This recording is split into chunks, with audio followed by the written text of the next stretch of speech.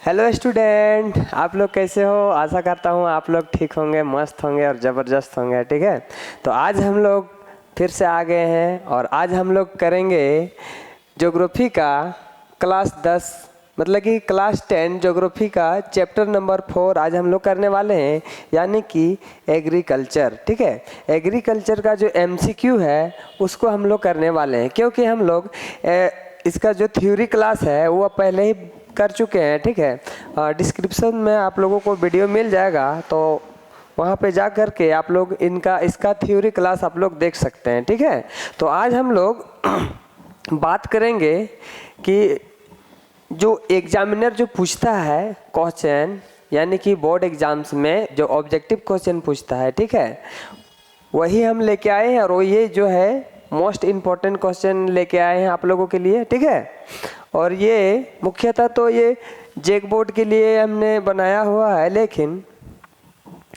जहाँ जहाँ भी एनसीईआरटी चल रहा है बुक, यानी कि जिस भी बोर्ड में यानी कि जिस भी स्टेट में एनसीईआरटी बुक चलती है, उसके लिए ये एमसीक्यू क्वेश्चन बहुत ही रामबाण साबित होने वाली है। ठीक है, क्या साबित होने वाले हैं? रामबाण साबित होने वाले हैं। तो चलिए आज हम लोग कृषि का जो एमसीक्यू है, यानी कि एग्रीकल्चर जो है उसका एमसीक्यू करने वाले हैं। ठीक है, और हम लोग एक्सप्लेन के साथ करेंगे। ठीक है, आप लोग यहाँ पे देख पा रहे हैं थंबनेल में, यानी कि बोर्ड परीक्षा, पेन ले लेते हैं थोड़ा सा, सॉरी, आप लोग देख पा रहे हैं यहाँ पे थंबनेल में, यानी कि बोर्ड परीक्षा 2027 के लिए महत्वपूर्ण है।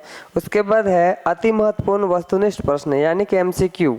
उसके बाद है परीक्षा में बार बार पूछे जाने वाले प्रश्न हैं। ठीक है, उसके बाद है उत्तर सहित एक्सप्लेनेशन के साथ हम लोग आज डिस्कस करने वाले हैं। तो आई होप आप लोग अपना अपना कुर्सी का पेटी बांध लीजिए और हम लोग चले एक उड़ान भरने। ठीक है, और हम लोग आज कृषि के अंतर्गत में जितना भी क्वेश्चंस आती है उसके बारे में आज हम लोग डिस्कस करने वाले हैं। तो लेट्स गो, और आप लोग रेडी हो जाइए, अपना अपना कुर्सी में बैठ जाइए और अपना कॉपी पेन निकाल के रखिए। ठीक है, तो हम लोग चलते हैं इसका नेक्स्ट पेज में। ठीक है, चलिए, तो सबसे पहला क्वेश्चन आप लोगों के पास आ जाता है, क्वेश्चन नंबर 1। क्या आ जाता है? Question number 1। कौन सा पेन ले?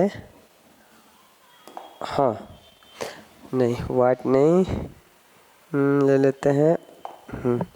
देखिए, क्वेश्चन नंबर 1 बता रहा है, यानी कि क्वेश्चन नंबर 1 कह रहा है भारत में लगभग कितनी जनसंख्या कृषि पर निर्भर है। क्या कह रहा है? भारत में लगभग कितनी जनसंख्या कृषि पर निर्भर है। ठीक है, कह रहा है, इंग्लिश में देख लीजिए आप लोग, about how much of India population depends on agriculture, यानी कि कितनी जनसंख्या भारत में कृषि पर निर्भर है ना। ऑप्शन ए में दिया है आपका, ऑप्शन ए दिया है आपका 1/3 भाग में, यानी कि 1/3। उसके बाद है ऑप्शन बी में दिया है आपका आधी, मतलब कि हाफ। ऑप्शन सी में आपका दिया है 2/3, मतलब कि 2/3। उसके बाद डी में दिया है आपका 3/4, यानी कि 3/4। इनमें से क्या हो जाएगा? चलिए फटाफट बताइए आप लोग, फटाफट बताइए, फटाफट, क्या हो जाएगा इसका आंसर? भारत में लगभग कितनी जनसंख्या कृषि पर निर्भर है, क्या हो जाएगा? आप लोग इधर देख पा रहे हैं, यहाँ पे कृषि कर रहे हैं लोग। ठीक है, ये आप लोग पढ़े होंगे 2 बैलों की कथा, हीरा और मोती है। ठीक है, और ये किसान चाचा जो है ये हल चला रहे हैं। ठीक है, यहाँ पे चाचा हैं, देखिए पगड़ी बंधे हुए हैं, और ये अपना धान उन देख रहे हैं। फिर ट्रैक्टर है, फिर यहाँ चाची, सॉरी दादी जो है, वो दादी क्या कर रही है? धान रोपने के लिए जो पौधा होता है, बीहन जिसको हम लोग बोलते हैं, ठीक है, वो कबाड़ रही है। ठीक है, तो इसका आंसर क्या हो जाएगा? चलिए बताइए।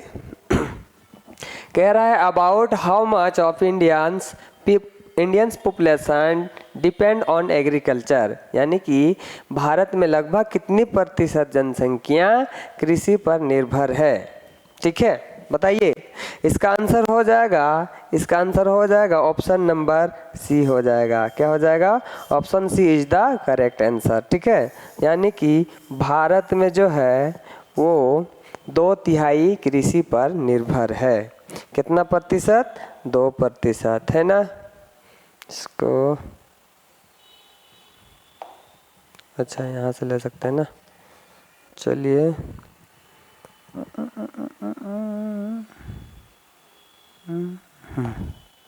चलिए ठीक है। कितना है?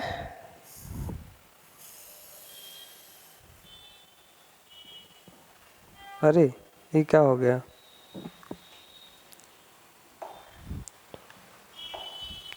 ओहो, कहाँ पे थे हम लोग? एक सेकेंड, प्रेस हो गया, क्वेश्चन हट गया वो।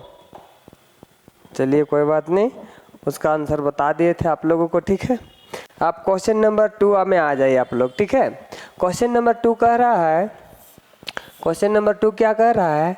आदिम निर्वाह कृषि को और किस नाम से जाना जाता है? यानी कि primitive subsistence farming. Primitive subsistence farming is also known as, मतलब कि आदिम निर्वाह कृषि को और किस नाम से जाना जाता है? ऑप्शन नंबर ए में कह रहा है वाणिज्यिक कृषि, ऑप्शन नंबर बी कह रहा है झूम खेती, काटो और जलाओ कृषि, और ऑप्शन नंबर सी कह रहा है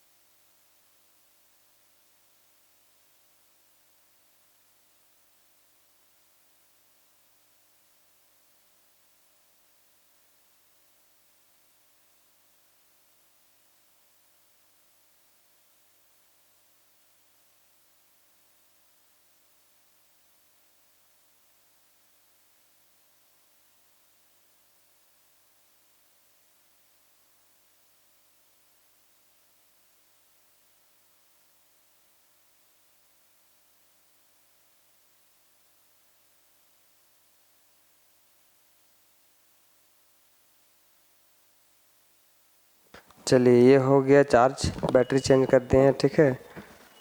आवाज़ कटने वाली थी लेकिन समय पे रहते हुए बैटरी चेंज कर लें। इसको लगा देते हैं चार्ज, है ना, इसको लगा देते हैं चार्ज। चलिए हो गया, चार्ज हो गया। चलिए पेन कहाँ रख दिए मत।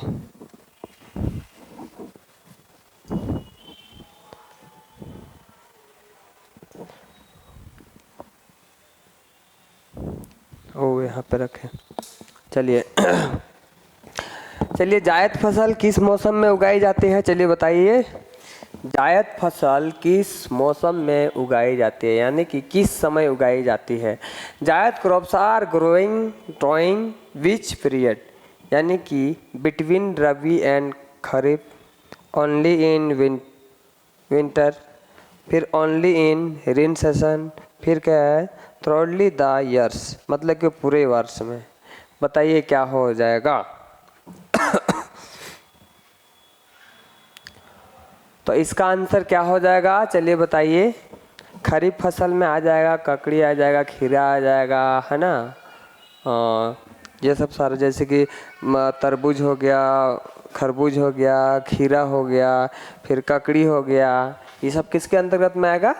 जायद फसल के अंतर्गत में आएगा, ठीक है। तो जायद फसल हम लोग कब बोते हैं?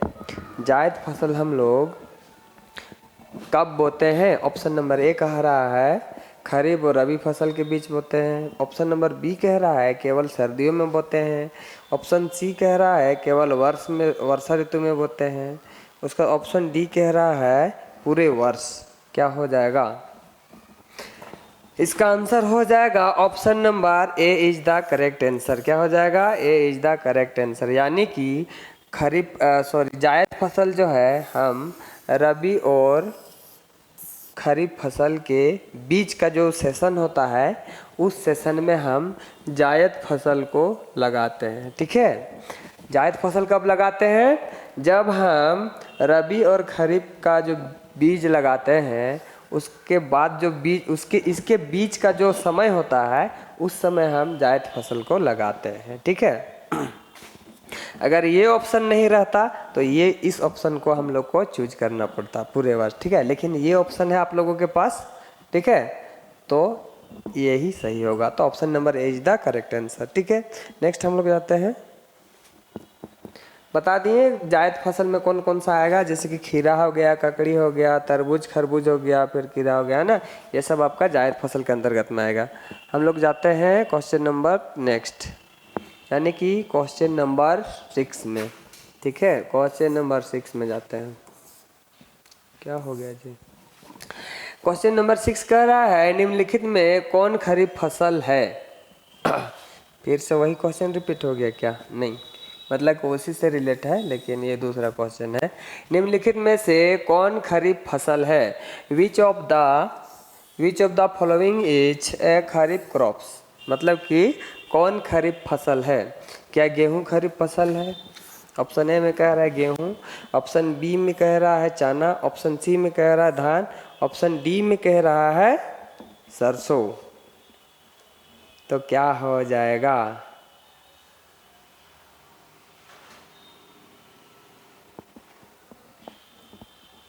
चलिए बताइए खरीफ फसल। अभी हम बताएं आप लोगों को खरीफ फसल।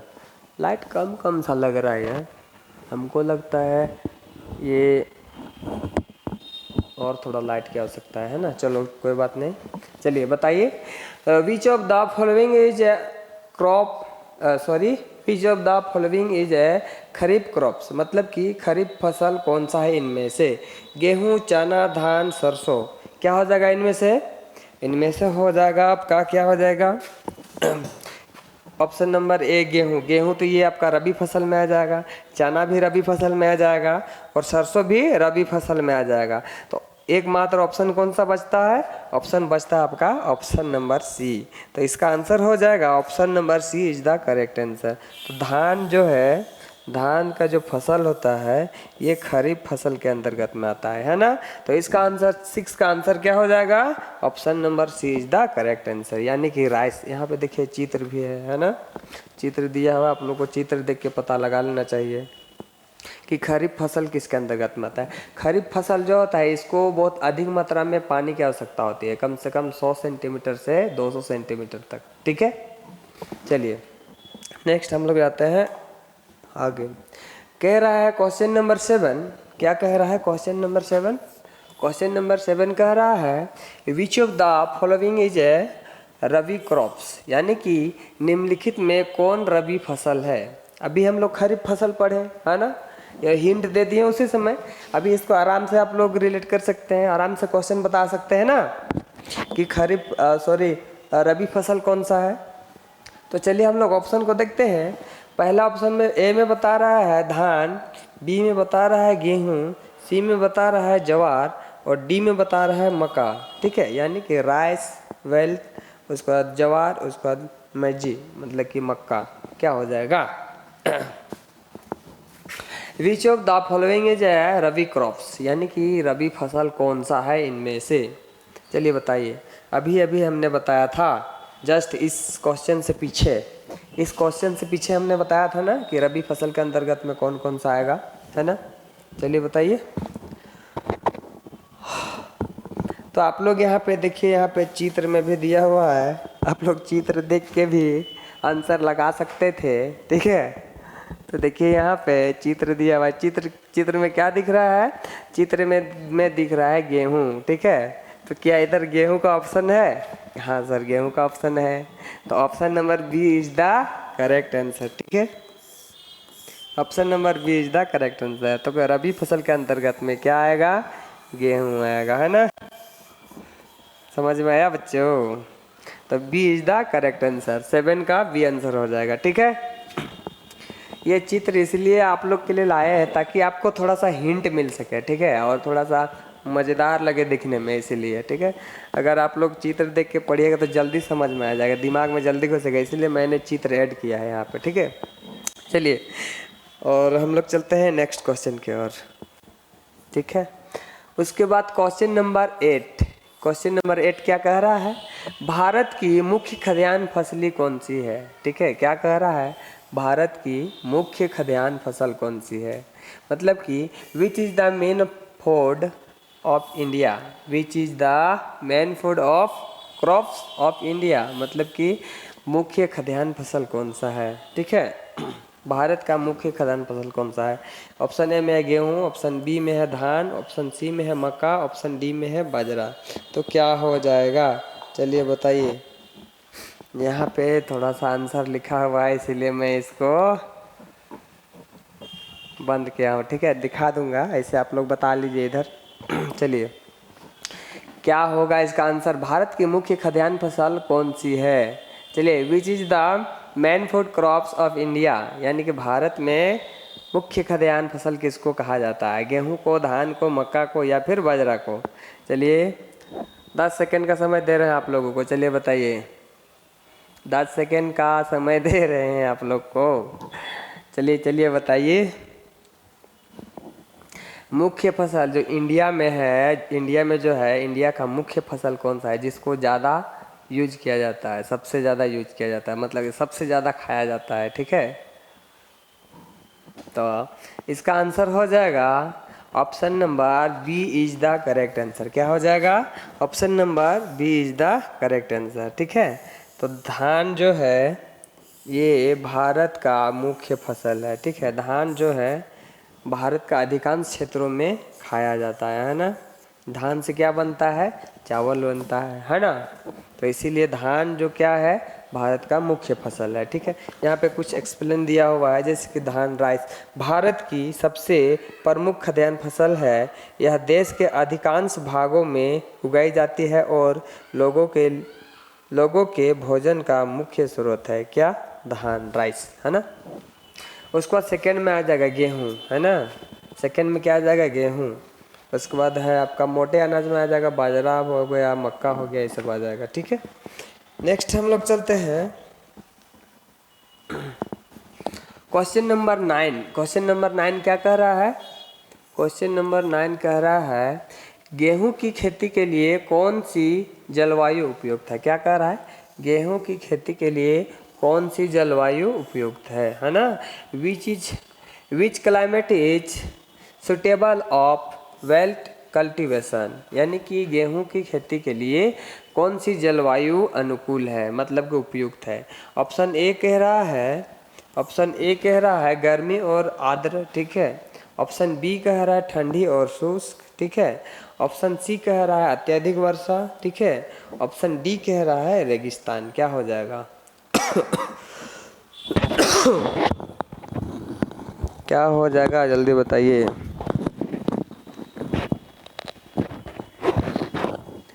इसका आंसर क्या हो जाएगा बच्चों, जल्दी बताइए। इधर एक्सप्लेन दिया हुआ है क्या? नहीं ना, चलो ठीक है तो दिखा देते हैं, नहीं दिया हुआ है तो चलिए बताइए। कह रहा है गेहूं की खेती के लिए कौन सी जलवायु उपयुक्त है। गेहूं की खेती के लिए कौन सी जलवायु उपयुक्त है? गर्म और आर्द्र जलवायु, ठंडी और शुष्क जलवायु, अत्यधिक वर्षा वाली जलवायु, या फिर रेगिस्तानी वाली जलवायु, यानी कि रेगिस्तान में जो है गर्मी अधिक पड़ती है वैसा वाली जलवायु। तो इनमें से क्या हो जाएगा?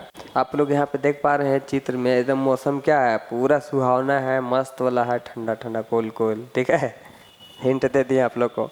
तो गेहूँ जो है ये ठंडी और शुष्क मौसम में, ठंडी और शुष्क जलवायु में उगाई जाती है ना।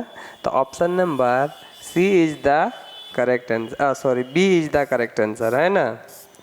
ठंडी और शुष्क जलवायु में गेहूं की खेती के लिए उपयुक्त है, ठीक है। मतलब कॉल एंड डेयरी सेशन, इस सेशन में क्या होता है ना कि हमें ना तो अधिक वर्षा चाहिए और ना तो अधिक धूप चाहिए, मतलब कि मध्यम मीडियम, ठीक है।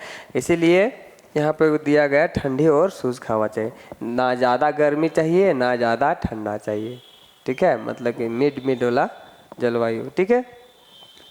अगर ज़्यादा पानी आ जाएगा तो क्या हो जाएगा, गेहूँ खराब हो जाएगा, है ना। इसीलिए शुष्क, ठंडी और शुष्क जलवायु गेहूँ के लिए बहुत ही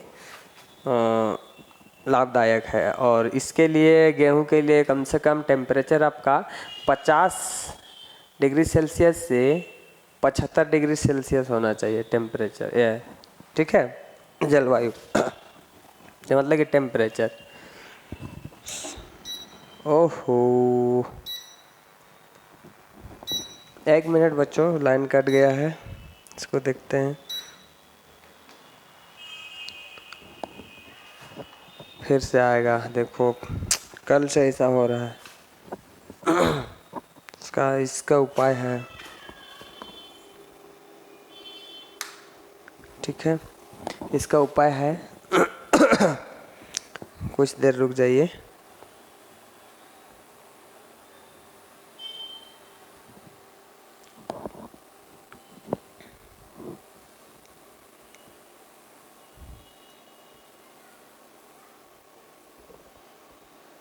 आ गया है, चलो।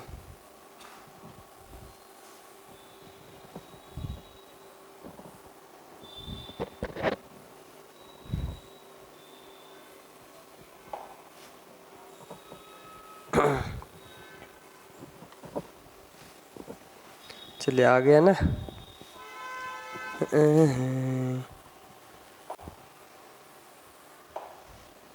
कहाँ तक हम लोग थे? क्वेश्चन नंबर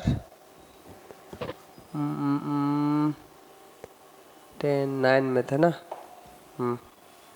क्वेश्चन नंबर 9 तक थे हम लोग। चलो आ गया। तो इसका आंसर हम लोग पढ़ चुके हैं, ठीक है। इसको हम लोग चलते हैं नेक्स्ट की ओर। अब देखिए यहाँ पे क्वेश्चन नंबर 10 क्या कह रहा है। क्वेश्चन नंबर 10 क्या कह रहा है, भारत में धान का सबसे बड़ा उत्पादक राज्य कौन सा है, यानी कि विच is the largest rice प्रोडक्टिंग state in India, ठीक है। मतलब कि भारत में सबसे अधिक धान की उत्पादकता कौन सा राज्य करता है, यानी कि धान उत्पादन में भारत की कौन सा राज्य प्रथम स्थान में है, तो सबसे ज़्यादा उत्पादन करते हैं, ठीक है। ऑप्शन ए में है पंजाब, ऑप्शन बी में है पश्चिम बंगाल, ऑप्शन सी में है गुजरात, ऑप्शन डी में है राजस्थान। ऑप्शन ए में पंजाब, बी में पश्चिम बंगाल, सी में गुजरात और डी में राजस्थान।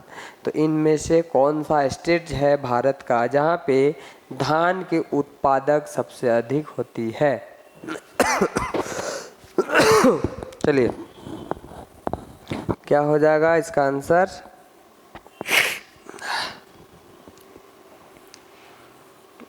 इधर लिखा हुआ है, ठीक है, इसीलिए इधर छुप गया है छुपा दिया है। चलिए, भारत में धान का सबसे बड़ा उत्पादक राज्य कौन सा है? Which is the largest rice producing state in India?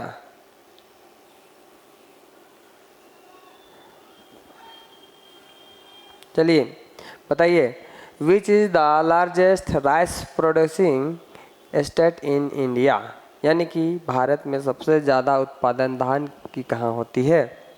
Option number क्या हो जाएगा? Option number B is the correct answer, ठीक है, option number B is the correct answer. Paschim Bangal जो है, यहाँ पे धान की सबसे अधिक मात्रा में उत्पादन होती है ना? कहाँ पे? पश्चिम बंगाल में, ठीक है। पश्चिम बंगाल कहाँ पे है बाबू? बांग्लादेश के किनारे, ठीक है, बांग्लादेश के जस्ट बगल में है ना, जिसको हम लोग बोलते हैं पश्चिम बंगाल, ठीक है।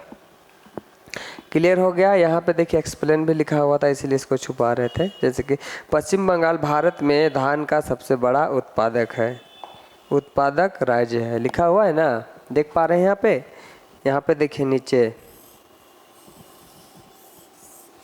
पश्चिम बंगाल भारत में धान का सबसे बड़ा उत्पादक राज्य है ना। यहाँ पे भी लिखा है वेस्ट बंगाल, देखिए वेस्ट, यहाँ भारत का मानचित्र दिया है, देखिए वेस्ट बंगाल यहाँ पे है ना, यहाँ पे इसको हम लोग बोलते हैं पश्चिम बंगाल, पश्चिम बंगाल, पश्चिम बंगाल, बंगाल है ना। नेक्स्ट हम लोग जाते हैं, नेक्स्ट हमारा है, थोड़ा जल्दी जल्दी करते हैं। नेक्स्ट क्वेश्चन नंबर 11 क्या कह रहा है? भारत में गेहूं का प्रमुख उत्पादक राज्य कौन सा है? ठीक है, क्या कह रहा है? भारत में गेहूं उत्पादन का प्रमुख राज्य कौन सा है? Which is the major wealth producing state in India? Option number A कह रहा है Uttar Pradesh, option number B कह रहा है केरल, ऑप्शन नंबर सी कह रहा है तमिलनाडु, ऑप्शन नंबर डी कह रहा है असम। तो इनमें से कौन सा हो जाएगा जहाँ पे गेहूं की सबसे अधिक मात्रा में उत्पादन होती है? हम लोगों ने अभी पढ़ा कि धान का उत्पादन सबसे अधिक मात्रा में कहाँ होती है, तो धान का उत्पादन जो है आपका पश्चिम बंगाल में सबसे अधिक होती है, ठीक है। तो उसी प्रकार यहाँ पे क्वेश्चन इसको चेंज कर दिया है कि भारत में गेहूं का प्रमुख उत्पादक राज्य कौन सा है, यानी कि प्रमुख उत्पादक ज़्यादा होता है कहाँ पे? ऑप्शन ए में बोल रहा है Uttar Pradesh, option B Kerala, option C कह रहा है तमिलनाडु, ऑप्शन डी कह रहा है असम, ठीक है। तो संभावना कहाँ है गेहूं उत्पादन का? संभावना कहाँ है? देखिए यहाँ पे चचा जो है, ये चचा क्या कर रहे हैं, गेहूं को देख रहे हैं कि मेरा गेहूं अच्छा से हुआ है कि नहीं। तो ऑप्शन नंबर क्या हो जाएगा? ऑप्शन नंबर ए हो जाएगा। Option number A is the correct answer. 11 का option number A is the correct answer. Uttar Pradesh जो है गेहूं उत्पादन के लिए प्रमुख राज्य है, ठीक है। गेहूं सबसे ज़्यादा यहीं पे उगाया जाता है, क्योंकि उत्तर प्रदेश जो है ये गंगा नदी के किनारे आता है, ठीक है। उत्तर प्रदेश का जो एरिया है उसके बीचों बीच से गंगा नदी बहती है, ठीक है। उत्तर प्रदेश का जो स्टेट है उसके बीचों बीच से क्या गुजरती है? गंगा नदी, ठीक है। तो इन क्षेत्रों में जो है मैदानी क्षेत्र बहुत अधिक है, ठीक है। और यहाँ पे प्रत्येक साल जब वर्षा होती है तो बाढ़ से वो बहुत सारा मिट्टी लाती है, ठीक है। इसको हम लोग जलोढ़ मिट्टी बोलते हैं, ठीक है। जलोढ़ मिट्टी जो है वो बहुत ही उपजाऊ होता है, ठीक है। और बहुत ही उपजाऊ होने के कारण यहाँ पे गेहूं की फसल अधिक मात्रा में होती है, ठीक है। सिंचाई वहाँ आराम से किया जा सकता है, क्योंकि वहाँ का जो मैदान है, क्षेत्र है, वो पूरा मैदानी इलाका है, पूरा प्लेन, ठीक है। इसलिए वहाँ पे गेहूँ उगाया जाता है, ठीक है। तो option number A is the correct answer. अब उत्तर प्रदेश कहाँ है? आप यहाँ पे देख पा रहे हैं मानचित्र में, जैसे कि बिहार, झारखंड से ऊपर बिहार, फिर उत्तर प्रदेश हो गया, ठीक है। तो ये इलाका देखिए, यहाँ पे आपका उत्तर प्रदेश का इलाका है, और बिहार में भी गेहूं का उत्पादन किया जाता है, साथ ही साथ हरियाणा और पंजाब का क्षेत्र में भी किया जाता है। लेकिन प्रमुख राज्य, उत्पादक राज्य पूछा है, तो प्रमुख में क्या आ जाएगा? उत्तर प्रदेश आ जाएगा, ठीक है। यहाँ तक क्लियर? नेक्स्ट हम लोग जाते हैं, केरल में होगा नहीं, तमिलनाडु में होगा नहीं, असम में होगा नहीं, होता है लेकिन बहुत कम मात्रा में, ठीक है। उसके बाद है क्वेश्चन नंबर 12। क्या कह रहा है क्वेश्चन नंबर 12? निम्नलिखित में कौन सी नकदी फसल है, ठीक है। क्या कह रहा है, निम्नलिखित में से कौन सी नकदी फसल है, निम्नलिखित में से कौन सी नकदी फसल है, which of the following is a cash crop, यानी कि नकदी फसल। क्या हो जाएगा, ऑप्शन ए में दिया है गेहूं, ऑप्शन बी में दिया है चावल, ऑप्शन सी में दिया है गन्ना, ऑप्शन डी में दिया है, क्या दिया है ऑप्शन डी में, ऑप्शन डी में दिया है बार्ले, यानी कि जौ। क्या हो जाएगा, चलिए बताइए क्या हो जाएगा। निम्नलिखित में कौन सी नकदी फसल है, which of the following is a cash crop. चलिए बताइए नकदी फसल। आप लोग अगर थ्योरी अच्छा से पढ़े होंगे, थ्योरी अगर अच्छा से पढ़े होंगे तो इसका आंसर एकदम आराम से 10 सेकंड में जवाब दे पाइएगा। अगर थ्योरी नहीं पढ़े हैं तो थोड़ा सा आप लोगों को क्वेश्चन ढूंढने में दिक्कतें आ सकती है, ठीक है। तो इसका आंसर क्या हो जाएगा, 12 का क्या हो जाएगा आंसर बताइए। 12 का आंसर क्या हो जाएगा, नकदी फसल किसे कहा जाता है।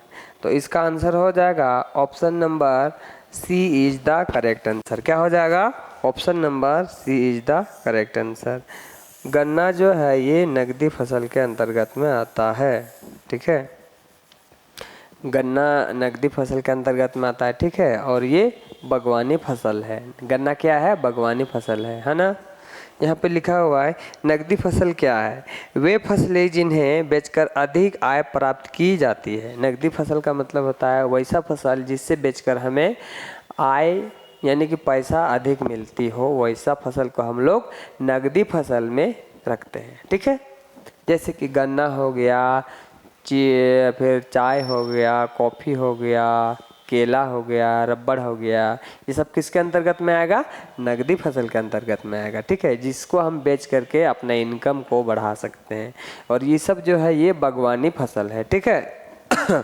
तो यहाँ पे वही चीज़ कह रहा है, नकदी फसल क्या है, वे फसलें जिन्हें बेचकर अधिक आय प्राप्त की जाती है, ठीक है, नकदी फसल कहा जाता है।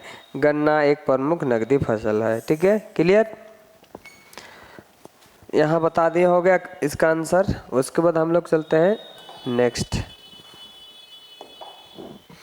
Question number 13। क्वेश्चन नंबर 13 क्या कह रहा है, भारत में चाय का सबसे बड़ा उत्पादक राज्य कौन सा है। क्या कह रहा है, भारत में चाय का सबसे बड़ा उत्पादक राज्य कौन सा है। Which is the largest T producing state in India, यानी कि भारत में सबसे बड़ा चाय उत्पादन करने वाला राज्य कौन सा है। ये क्षेत्र देख के आप लोगों को पता चल रहा होगा कि कौन सा क्षेत्र के बारे में बात हो रही है, ठीक है ना। ऐसा क्षेत्र कहाँ देखने को मिलता है, आप लोग देख के बता सकते हैं। इतना हिंट कोई नहीं देगा, एग्जामिनर इतना हिंट नहीं देगा एग्जाम में, ठीक है। ये सब चित्र तो हम अच्छा दिखने के लिए लगाए हैं, लेकिन आप लोग का जो एग्जाम में आएगा ये सब चित्र नहीं रहेगा, ठीक है, ऑप्शन रहेगा सिर्फ ऐसा। तो चलिए बताइए क्या हो जाएगा इसका आंसर। ऑप्शन ए में दिया है पंजाब, ऑप्शन बी में दिया असम, ऑप्शन सी में दिया है बिहार, ऑप्शन डी में दिया हरियाणा। तो इसका आंसर क्या हो जाएगा, इसका आंसर हो जाएगा B is the correct answer. क्या हो जाएगा, B is the correct answer, यानी कि असम में जो है चाय का उत्पादन सबसे अधिक मात्रा में किया जाता है, ठीक है। कौन सा हो जाएगा, ऑप्शन नंबर बी, असम में सबसे अधिक मात्रा में चाय उत्पादन किया जाता है। नेक्स्ट क्वेश्चन नंबर 14, ठीक है, मतलब कि 14। क्वेश्चन नंबर 14,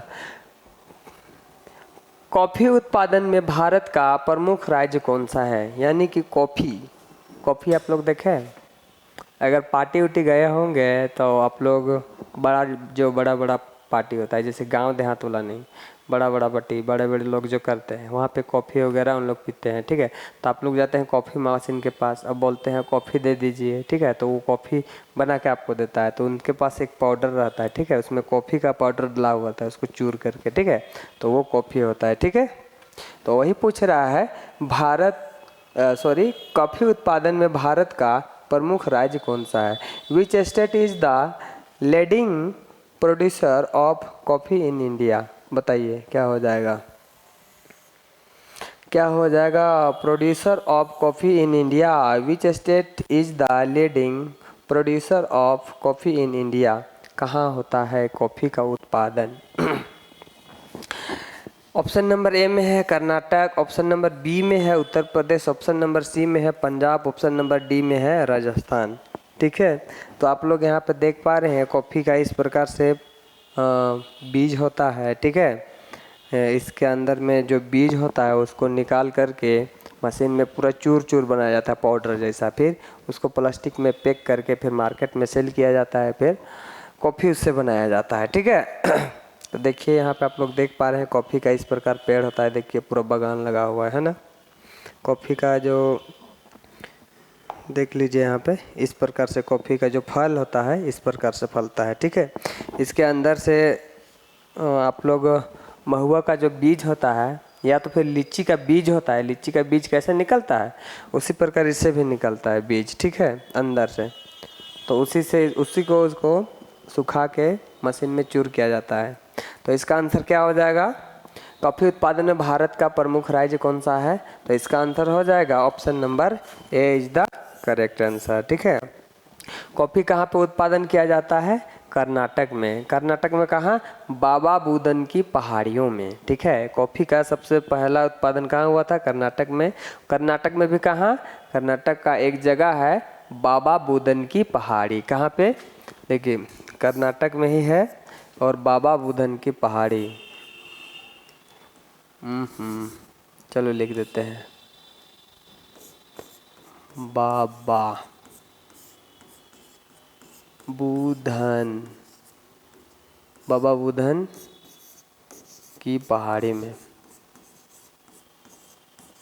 पहाड़ी। ठीक है, तो कॉफ़ी का उत्पादन कहाँ होता है, कर्नाटक में बाबा बुदन की पहाड़ी में। ठीक है, देखिए यहाँ पे आप लोग देख पा रहे हैं इंडिया का जो मानचित्र है, देखिए इस प्रकार से,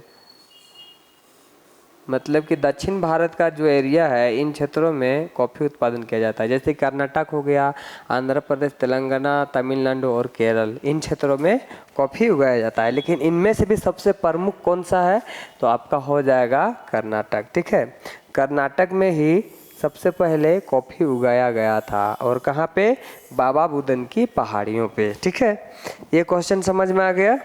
नेक्स्ट हम लोग जाते हैं, उत्तर प्रदेश में होगा नहीं कॉफ़ी। ठीक है, क्योंकि कॉफ़ी के लिए थोड़ा सा ढलान युक्त मौसम चाहिए और आर्द्र जलवायु चाहिए जहाँ पे अधिक वर्षा हो। ठीक है, फिर पंजाब में भी नहीं होगा, राजस्थान तो अपने डेजर्ट है वहाँ पे होगा नहीं, मतलब शुष्क जलीय क्षेत्र है। ठीक है, क्वेश्चन नंबर आगे हम लोग बढ़ते हैं, क्वेश्चन नंबर 15, क्वेश्चन नंबर 15 है ना। क्या कह रहा है, भारत में रबर का प्रमुख उत्पादक राज्य कौन सा है, भारत में रबर का प्रमुख उत्पादक राज्य कौन सा है, which is the major rubber producing state in India, rubber कहाँ पे उत्पादन होता है सबसे ज़्यादा, भारत की कौन से राज्य में रबर की उत्पादन होती है। ठीक है, कहाँ पे होती है भारत में रबर की उत्पादन, ऑप्शन नंबर ए कह रहा है केरल में, ऑप्शन नंबर बी कह रहा है बिहार में, ऑप्शन नंबर सी कह रहा है गुजरात में, ऑप्शन नंबर डी कह रहा है हरियाणा में। ठीक है, तो कहाँ पे होगा, थोड़ा सा इधर आप लोग चित्र देख लीजिए, चित्र रबड़ का पौधा इस प्रकार से होता है। ठीक है, और रबड़ देखो इस प्रकार से निकाला जाता है, ये रबड़ का पौधा है और पेड़ का जो छाल होता है उसको थोड़ा सा उनका जो हंसुआ टाइप का होता है खुरपी, उससे खोरोज करके इस तरह से जगह बनाया जाता है और यहाँ पे एक जो उनका कटोरा होता है उसको यहाँ पे रख देता है और यहाँ से दूध जैसा निकलता है, यहाँ पे जमा हो जाता है और जमा होने के बाद वो पनीर जो होता है ना, पनीर जैसा टाइट हो जाता है। ठीक है, वो जाम हो जाता है। तो आप लोग देख पा रहे हैं यहाँ पे रबड़ का बागान है। ठीक है, तो इसका उत्पादन भारत की कौन से राज्य में किया जाता है। ठीक है, देखिए यही ऑप्शन इधर भी दिया हुआ है, केरल, बिहार, गुजरात, फिर हरियाणा, है ना। तो इसका आंसर क्या हो जाएगा, इसका आंसर हो जाएगा option number A is the correct answer, है ना। ऑप्शन नंबर क्या हो जाएगा, ए इज द करेक्ट आंसर। तो रबड़ जो है सबसे ज़्यादा कहाँ उत्पादन होता है, केरल वाले क्षेत्र में। ठीक है, क्योंकि केरल वाले क्षेत्र में जो है वहाँ पे अधिक गर्मी भी पड़ती है और गर्मी के साथ साथ में वहाँ पे अधिक वर्षा भी होती है, इसीलिए इन क्षेत्रों में रबड़ उत्पादन के लिए बहुत ही अनुकूल जलवायु है। ठीक है, उष्ण आर्द्र वाली जलवायु चाहिए कहाँ, किसके लिए, मतलब कि रबड़ उत्पादन के लिए। ठीक है,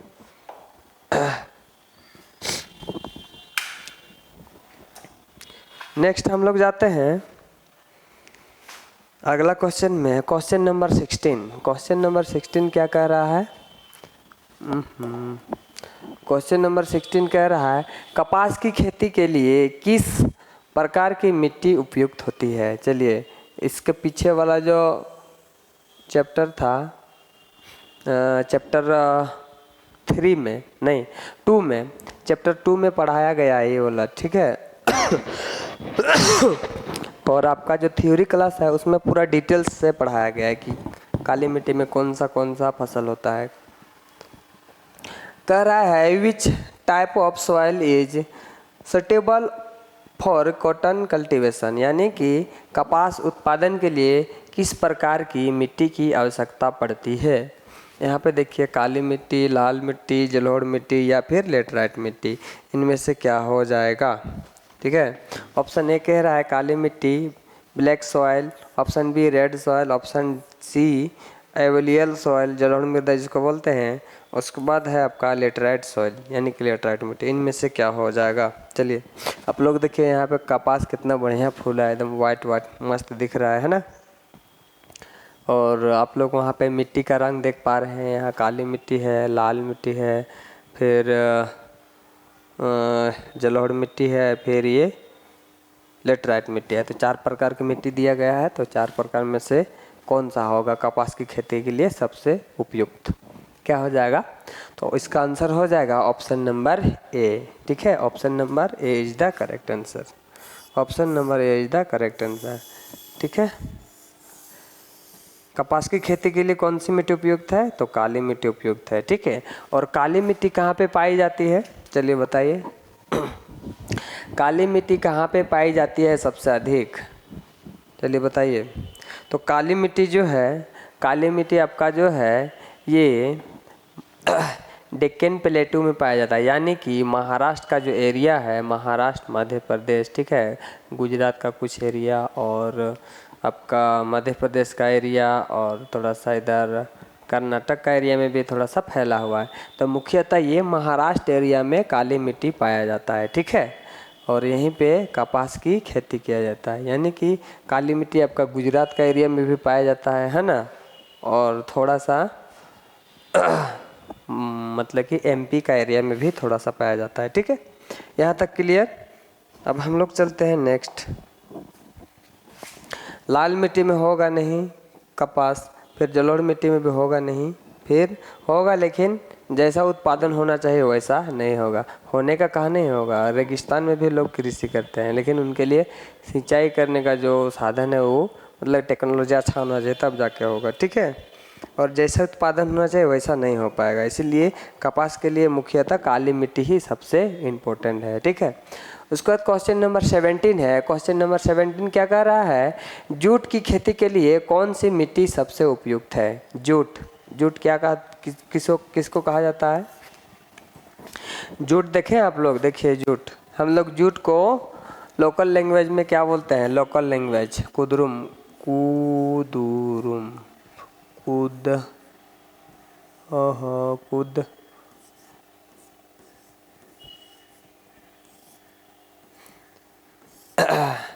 हमारा जो लोकल लैंग्वेज है जिसको हम लोग खोरठा बोलते हैं, खोरठा में हम लोग जूट को कुदरुम बोलते हैं, ठीक है। और जूट से क्या क्या बनाया जाता है, जैसे कि सुतरी का बोरा हो गया, आजकल जो मॉल में जो थैला दे रहा है वो सब हो गया, बहुत सारा चीज़ जूट से बनता है, ठीक है। और ये प्रकृति को किसी प्रकार की हानि नहीं पहुंचाता है, ठीक है, जूट। और अभी शायद प्लास्टिक अगर बंद हो जाएगा पूरी तरह से, तो जितना भी थैला जो बनती है सब इन्हीं से बनेगा, किन से, जूट से, ठीक है। तो यहाँ पे पूछ रहा है विच soil is best suggest for jute cultivation, यानी कि जूट की खेती के लिए कौन सी मिट्टी उपयुक्त होगा। चलिए बताइए। ठीक है, तो इसका आंसर क्या हो जाएगा, इसका आंसर हो जाएगा option number B is the correct answer, ठीक है। Option number B is the correct answer. Jute की खेती के लिए जलोढ़ मृदा सबसे उपयुक्त होती है, ठीक है। कौन सी मृदा, जलोढ़ मृदा। और जलोढ़ मृदा कहाँ पे पाई जाती है, नदी घाटियों के आसपास में, ठीक है। यानी कि पश्चिम बंगाल का जो एरिया है, पश्चिम बंगाल में आपका गंगा नदी बहती है ना, तो जब ऊपर से उत्तराखंड से बह करके आती है गंगा नदी, तो अपने साथ बहुत सारा कंकड़ पत्थर मिट्टी, ठीक है, बहुत सारा वनस्पतियाँ बहा कर ले आती है। और गंगा का जो मैदान है जहाँ पे पश्चिम बंगाल है, वहाँ पे धीरे धीरे क्या हो जाता है, गंगा मैदान समतल में जाने लगता है, ठीक है, प्लेन में जाने लगती है। तो वहाँ पे बाढ़ जैसा स्थिति उत्पन्न हो जाती है, तो बाढ़ के माध्यम से पूरा मिट्टी को फैला देता है। क्या कर देता है? फैला देता है, बिछा देता है, ठीक है। वहीं पे जूट की खेती होती है, तो जलोढ़ मृदा वहीं पे पाई जाती है, ठीक है। जलोढ़ मृदा का एरिया आप लोगों को बताए थे थ्योरी क्लास में। जलोढ़ मृदा का एरिया जो है आपका उत्तर प्रदेश, पंजाब, हरियाणा, ठीक है। उसके बाद आप चल जाइए इधर थोड़ा सा राजस्थान और गुजरात का एरिया में थोड़ा थोड़ा। उसके बाद आप जाइए उत्तर प्रदेश, बिहार, फिर पश्चिम बंगाल, ये पूरा स्टेट में जलोढ़ मृदा पाई जाती है, ठीक है। और जलोढ़ मृदा में कौन सा फसल उत्पादन होता है? जूट भी उत्पादन किया जाता है, ठीक है।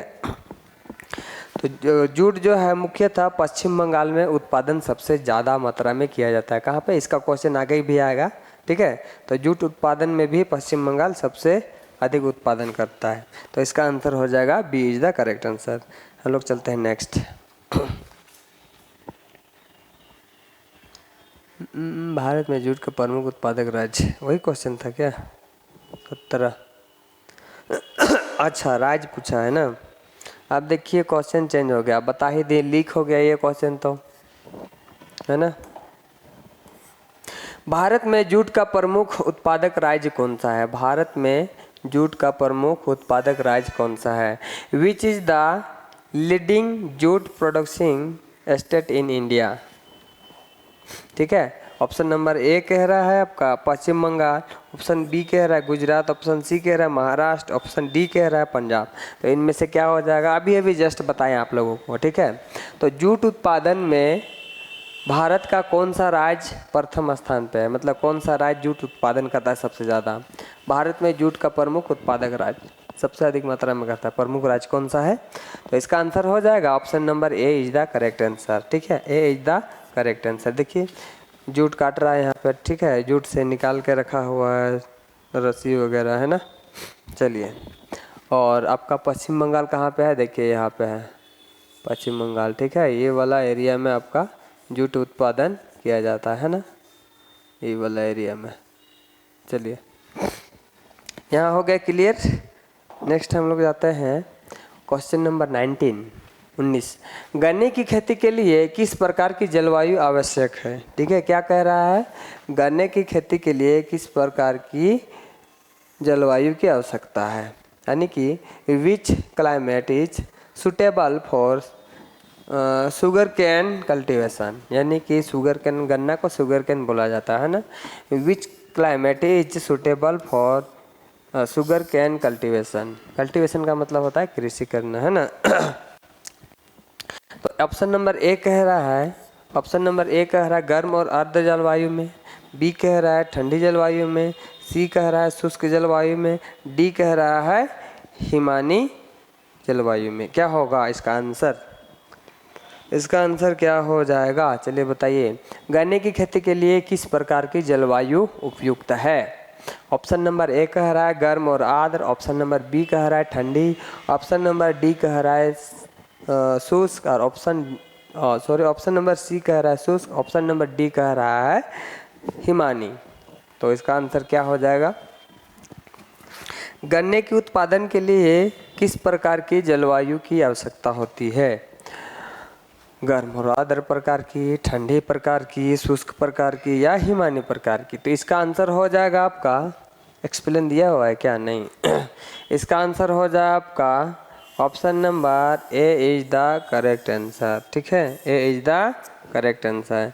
तो गन्ना उत्पादन के लिए गर्म और आर्द्र जलवायु की आवश्यकता होती है, यानी कि हॉट एंड ह्यूमिडिटी, ठीक है। गर्म और आर्द्र जलवायु की आवश्यकता पड़ती है किसके लिए? शुगर कैन के लिए, शुगर कैन कल्टीवेशन के लिए, ठीक है। नेक्स्ट हम लोग जाते हैं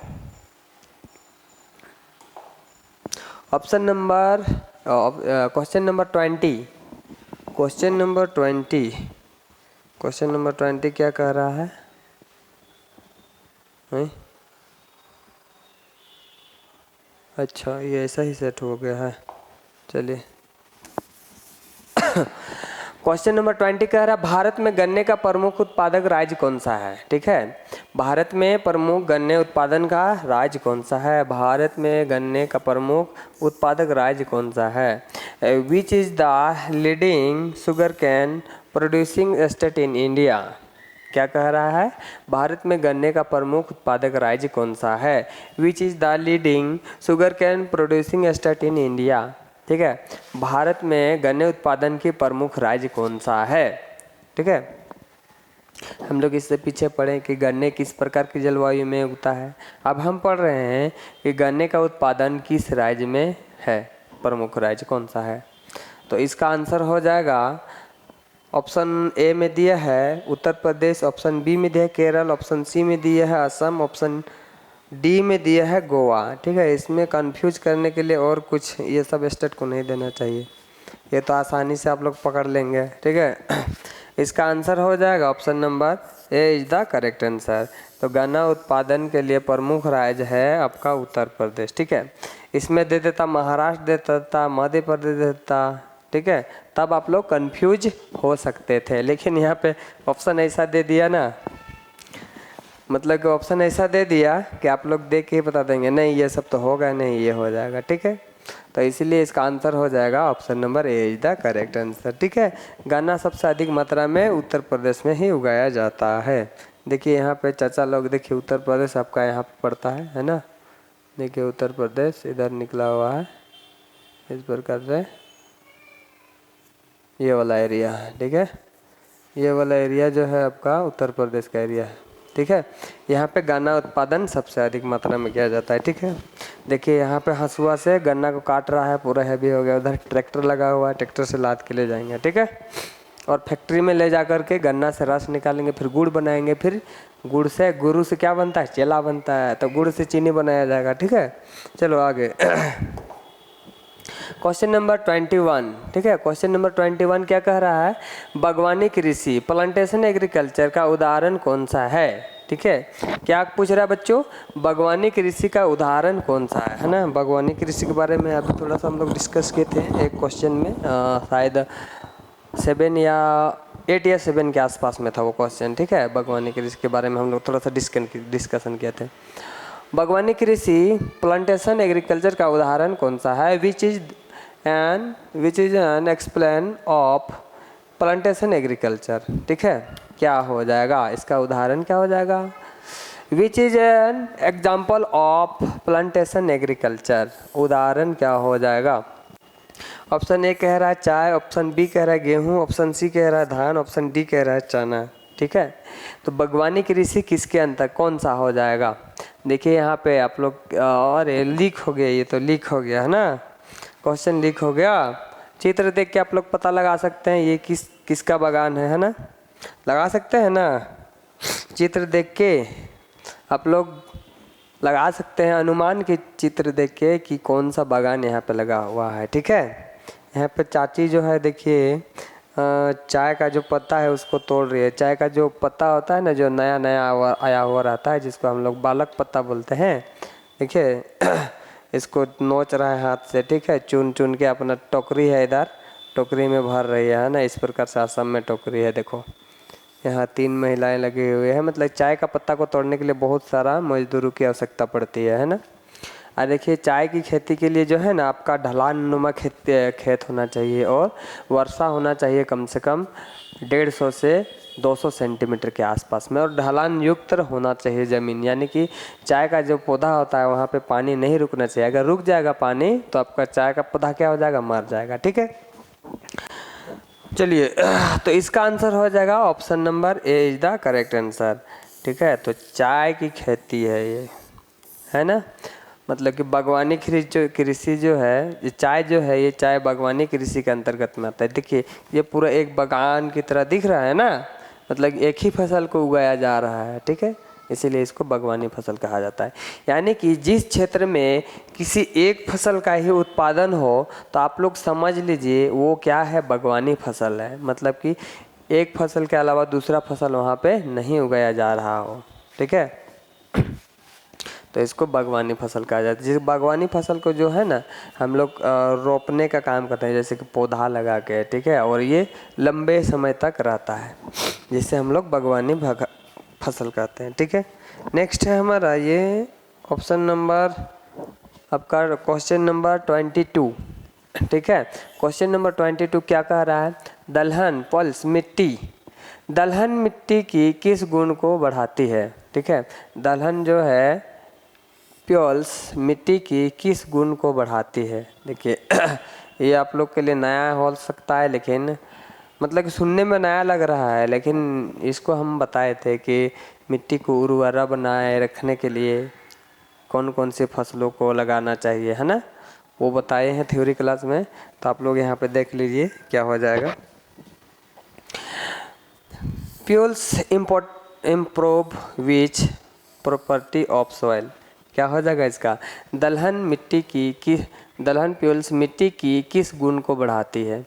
क्या नाइट्रोजन को बढ़ाती है, या तो फिर रेत को बढ़ाती है, या तो फिर लोहा को बढ़ाती है, या फिर चूना को बढ़ाती है? किसको बढ़ावा देती है? दलहन की खेती करने से किसको बढ़ावा मिलती है? देखिए यहाँ पे दलहन की खेती हो रहा है ना, ये उत्तर प्रदेश के एरिया में है ना, उधर बहुत ज़्यादा होता है दलहन की खेती, ठीक है। तो दलहन की खेती करने से हमें नाइट्रोजन की बढ़ती मिलती है, ठीक है। मिट्टी में अगर नाइट्रोजन की मात्रा नहीं है या तो कम है, तो वहाँ पे आपका जो फसल का उत्पादन है वो अच्छा से नहीं होगा या तो नहीं होगा, ठीक है। जिस मिट्टी में नाइट्रोजन की कमी होती है उस मिट्टी में फसल उत्पादन अच्छा से नहीं होता है, ठीक है। तो हमें मतलब कि मिट्टी का जो गुण होता है उसको बनाए रखने के लिए हमें दलहन फसल की आवश्यकता पड़ती है, ठीक है। और यहाँ पे समय समय पर अलग अलग फसलों को उगाया जाना चाहिए, जैसे कि टमाटर लगाया, मटर लगाया, चना लगाया, गेहूँ लगाया।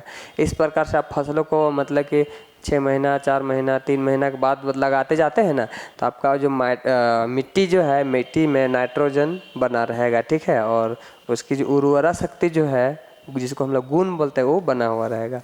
तो इसका आंसर हो जाएगा आपका option number A is the correct answer. दलहन की फसल से नाइट्रोजन के गुण जो है वो बढ़ती है, ठीक है। नेक्स्ट हम लोग जाते हैं, ये रेत से कोई लेना देना नहीं है, लोहा आयस्क से भी कोई लेना देना नहीं है, चूना से भी कोई लेना देना नहीं। चलिए उसके बाद है क्वेश्चन नंबर 23, भारत में कृषि सुधार के लिए कौन सी योजना लागू की गई है? क्या कह रहा है? भारत में 23 कह रहा है भारत में कृषि सुधार के लिए कौन सी योजना लागू की गई है, ठीक है। हम पढ़ाए थे आप लोगों को थ्योरी क्वेश्चन क्लास में, है ना, तो आप लोग पढ़े होंगे थ्योरी क्लास, तो इसका जवाब दे पाएंगे, अन्यथा नहीं दे पाएंगे। तो क्या आ जाएगा इसका answer? Which programming was introduce for agriculture improvement, यानी कि कौन सी योजना लागू की गई कृषि सुधार के लिए? ऑप्शन नंबर ए है हरित क्रांति, ऑप्शन नंबर ए हरित क्रांति, ऑप्शन नंबर बी है श्वेत क्रांति, ऑप्शन बी है श्वेत क्रांति, ऑप्शन सी है नीली क्रांति, ऑप्शन डी है पीली क्रांति, ठीक है। तो क्या हो जाएगा इसका आंसर? ये सब को एक्सप्लेन भी करेंगे, लेकिन एक्सप्लेन करेंगे तो क्वेश्चन लीक हो जाएगा, ठीक है। आगे ही इसी के बारे में क्वेश्चन दिया हुआ है, ठीक है, तो वहीं पे एक्सप्लेन करेंगे, ठीक है। तो इसका आंसर फिलहाल अभी क्या हो जाएगा? देखिए आप लोग को हिंट भी दे रहे हैं यहाँ पे देखिए उन्नत सिंचाई उर्वरक वैज्ञानिक खेती। तो हमें उन्नत खेती और उन्नत बीज कब से मिलना प्रारंभ हो गया, किसके आने से? तो इसका आंसर हो जाएगा option number A is the correct answer, ठीक है। क्या हो जाएगा बच्चों? Option number A is the correct answer.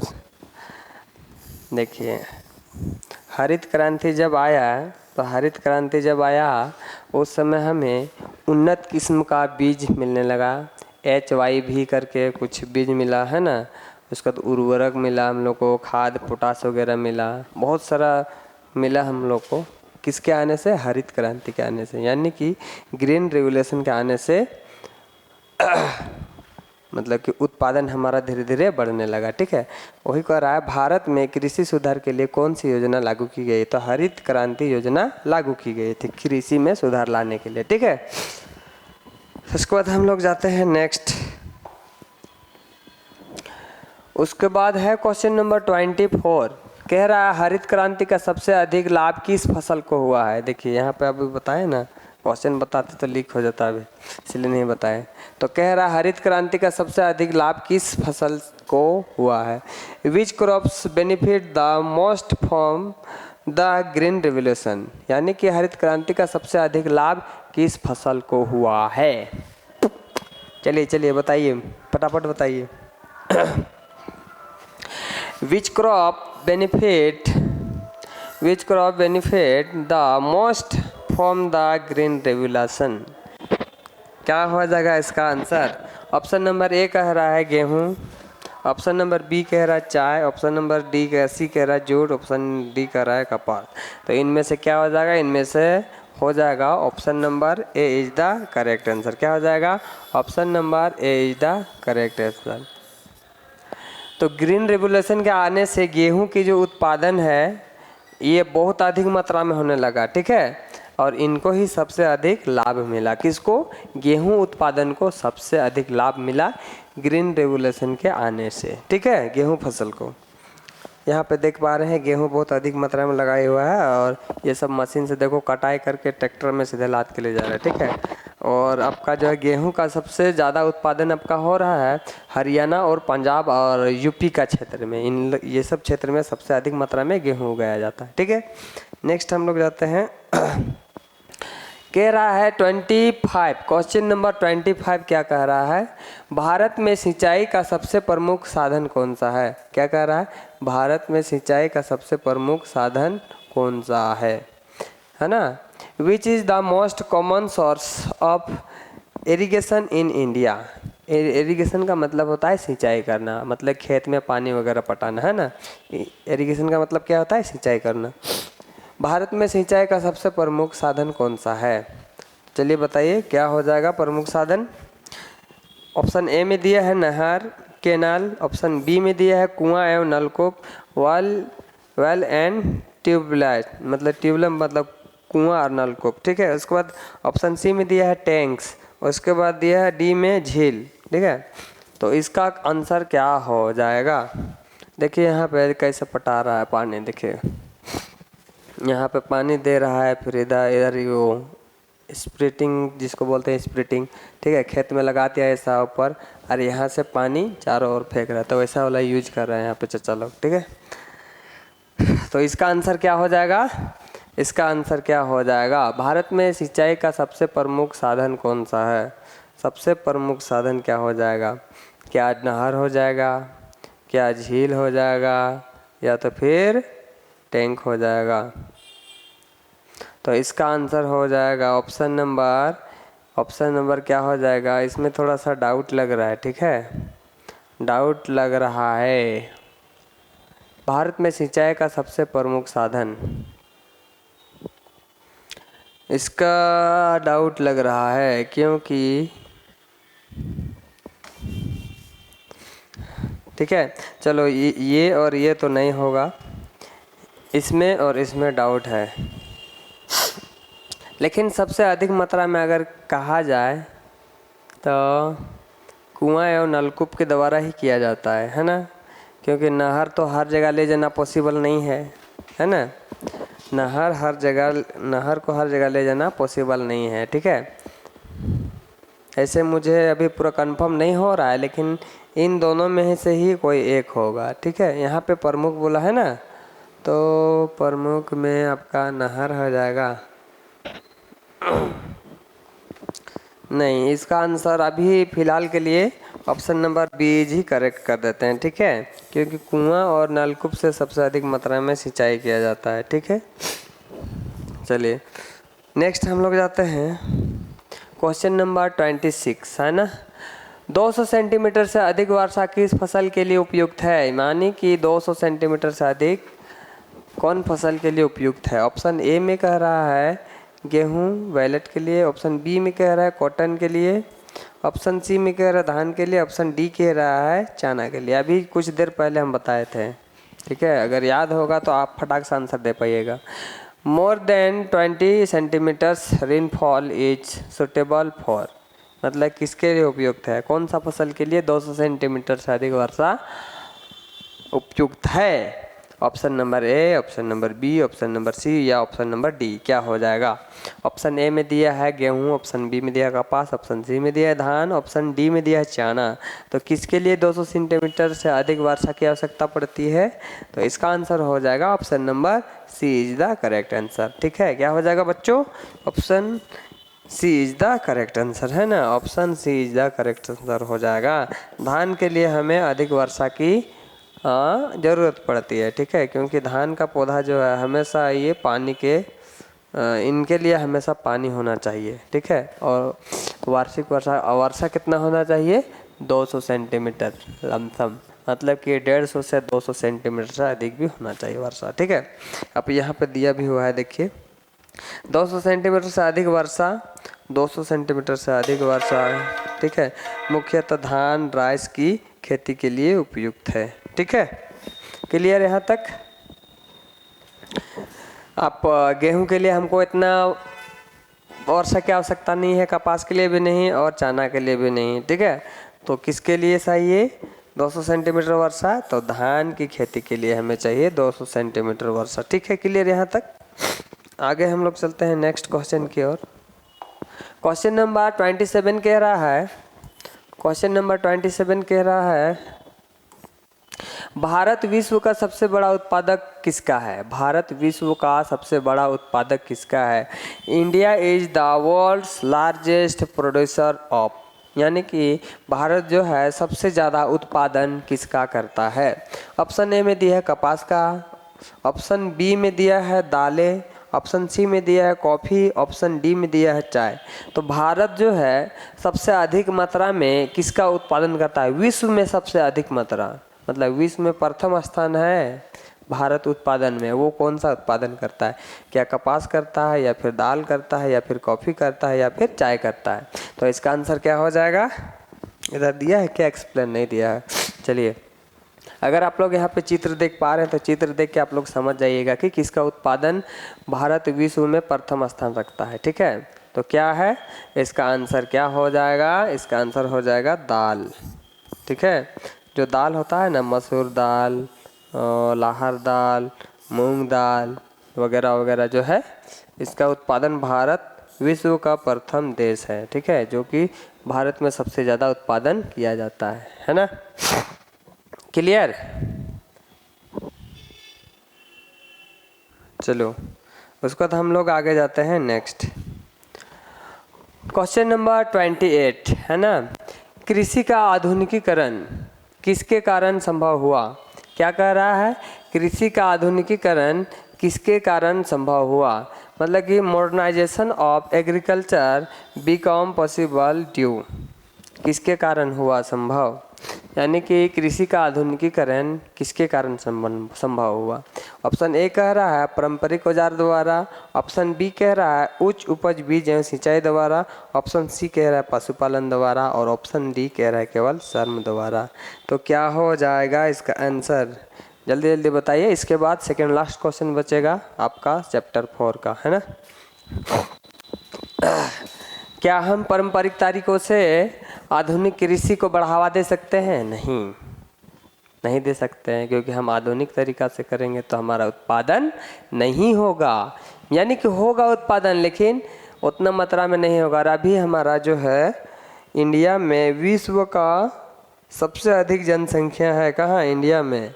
India जो है विश्व में जनसंख्या के मामले में प्रथम स्थान है, पहले था चाइना, है ना, अब चाइना के बाद इंडिया आ गया है। अब जनगणना होगा ना 2029 में, तब पता चलेगा एग्जैक्टली कि जनसंख्या कितना बढ़ गई है इंडिया में, ठीक है।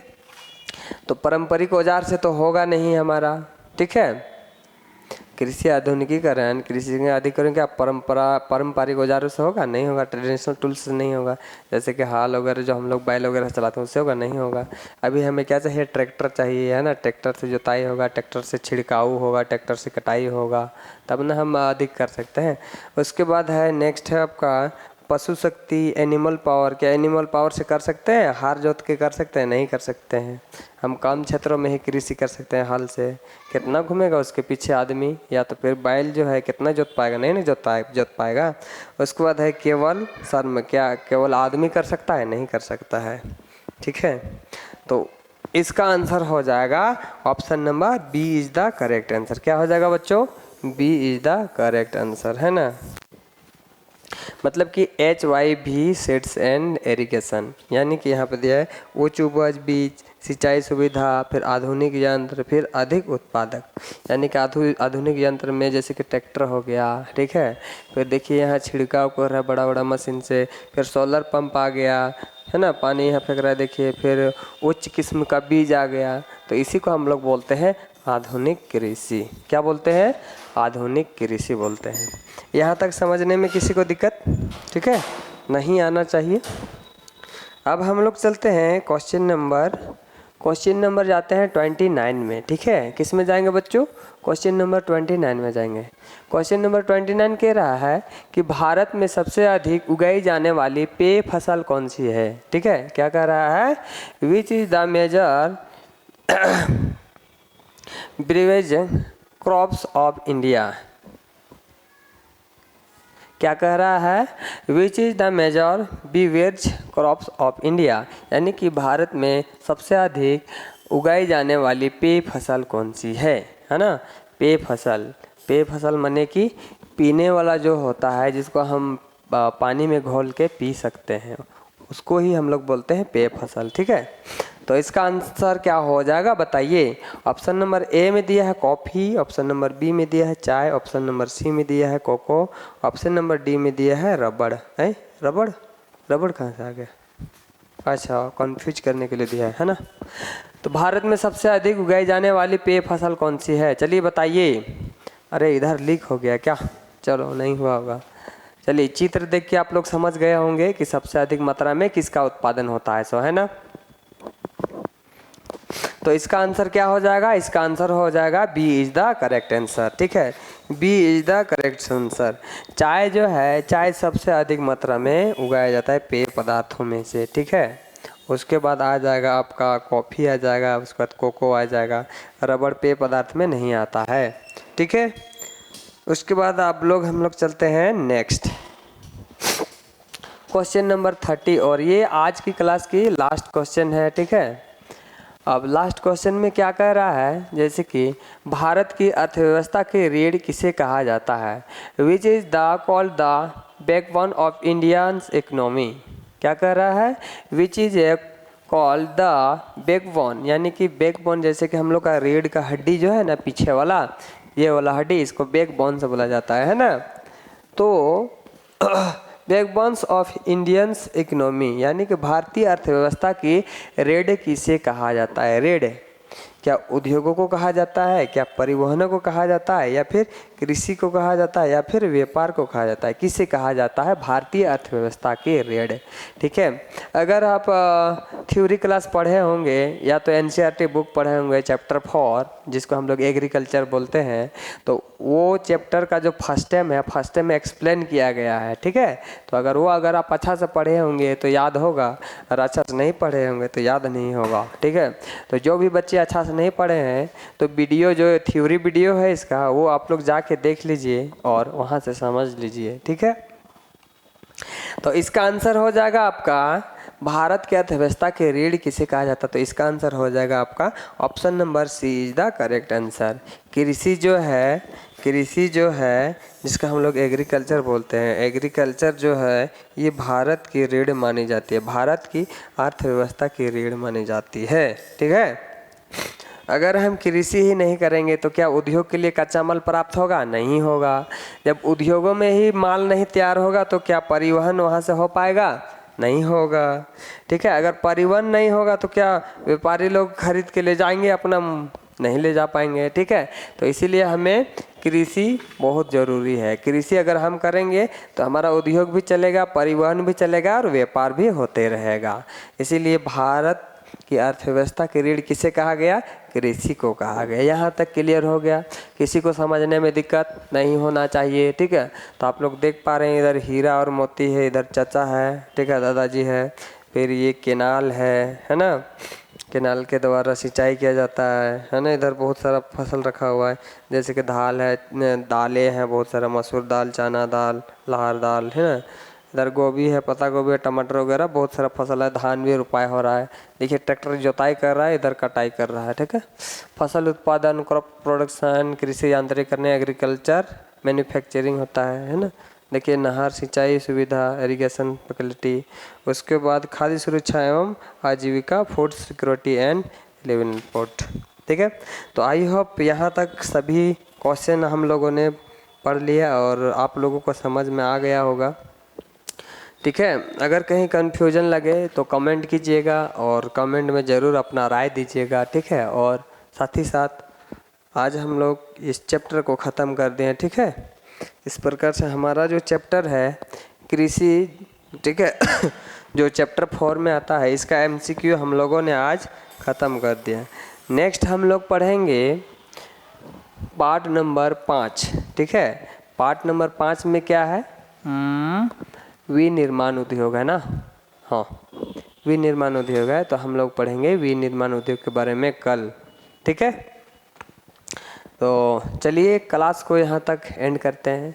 जय हिंद।